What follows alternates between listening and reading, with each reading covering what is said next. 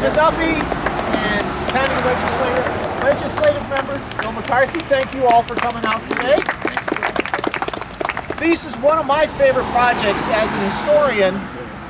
I love what we do at the Chemung Valley History Museum. I want you all to come down and see our exhibits. They're great. But history didn't happen inside my museum. It happens everywhere. And so this Barker project allows us to share that fact with everybody. And people can just be coming by and say, oh, wait a minute, something interesting. And they can stop and learn a little bit of history and not even have to come by the museum. So, to talk a little bit about the history we're celebrating here today and marking here today is Talima Aaron, who is president of the Board of Trustees of the John W. Jones Museum. All right. Thank you, Bruce.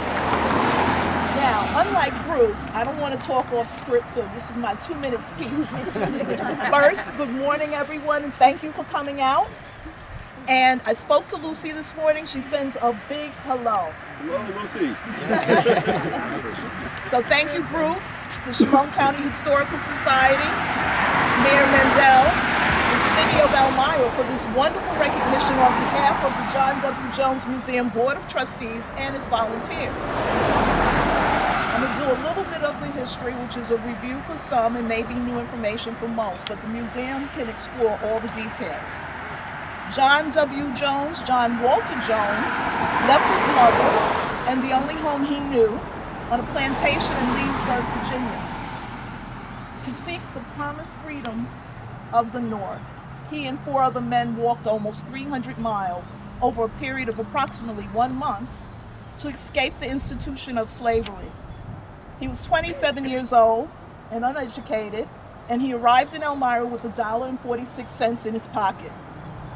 56 years later, he died at age 83. A highly respected, greatly esteemed citizen of Elmira and the richest black gentleman in Chemung County.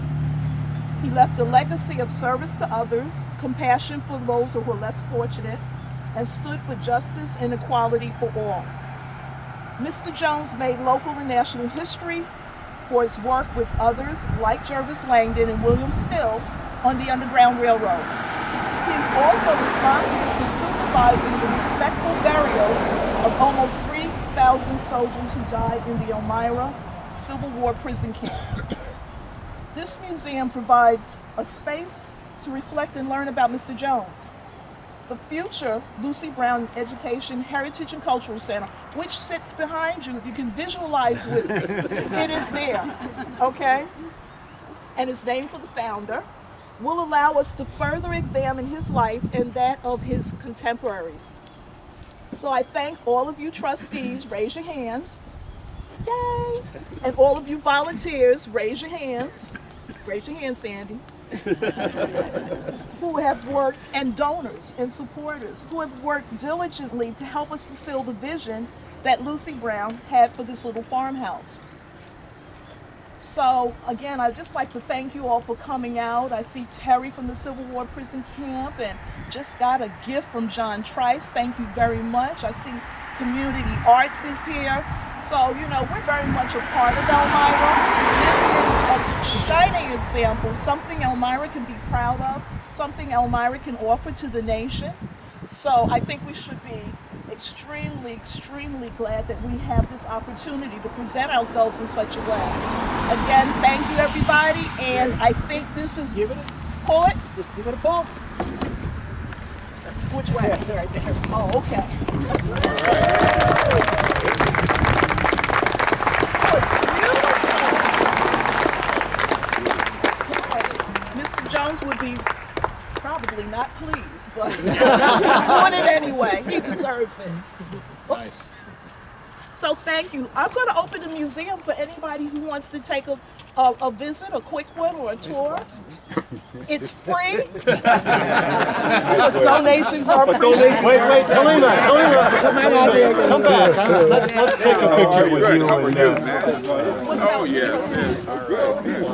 Right now. Pretty good. I see you every now and then. Wait, let me look slimmer. Okay, look slimmer. Yeah.